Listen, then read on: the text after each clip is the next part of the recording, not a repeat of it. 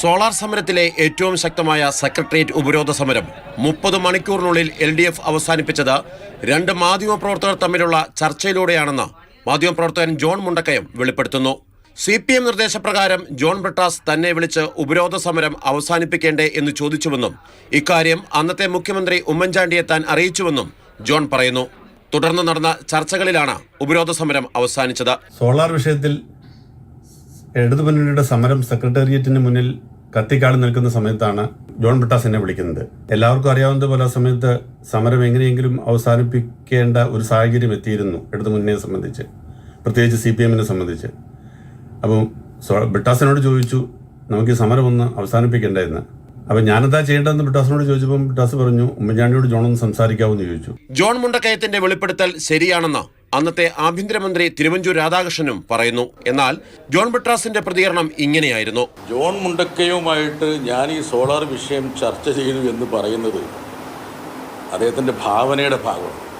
യഥാർത്ഥത്തിൽ ജോണുമായിട്ട് അങ്ങനെ യാതൊരുവിധ ചർച്ചയും നടത്തിയിട്ടില്ല. തിരുവഞ്ചൂർ രാധാകൃഷ്ണനാണ് എന്നെ ബന്ധപ്പെടുന്നത്.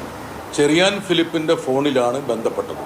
കൈരളിയുടെ ഓഫീസിൽ ഇരിക്കുമ്പോൾ ചെറിയാൻ ഫിലിപ്പിൻ്റെ ഫോണിൽ അദ്ദേഹം സംസാരിച്ച ശേഷം ആ ഫോണാണ് എനിക്ക് ചെറിയാൻ ഫിലിപ്പ് കൈമാറുകയും അദ്ദേഹം ഈ സോളാർ വിഷയത്തെക്കുറിച്ചുള്ള സമരത്തെക്കുറിച്ചും അതിൽ സർക്കാർ ഏത് നിലയ്ക്കുള്ള ഒത്തുതീർപ്പിന് തയ്യാറാണെന്നും CPM നേതൃത്വത്തെ തൻ്റെ ഈ മനോഗതം അറിയിക്കണമെന്നും അദ്ദേഹം ആവശ്യപ്പെടുകയാണ് ചെയ്തത്.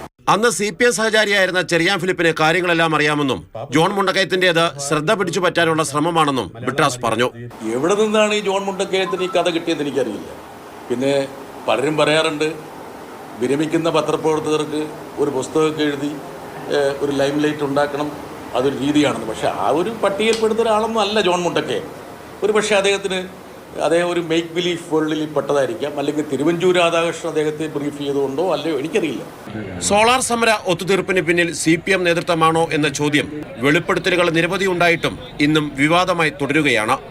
മാതൃഭൂമി ന്യൂസ്, തിരുവനന്തപുരം.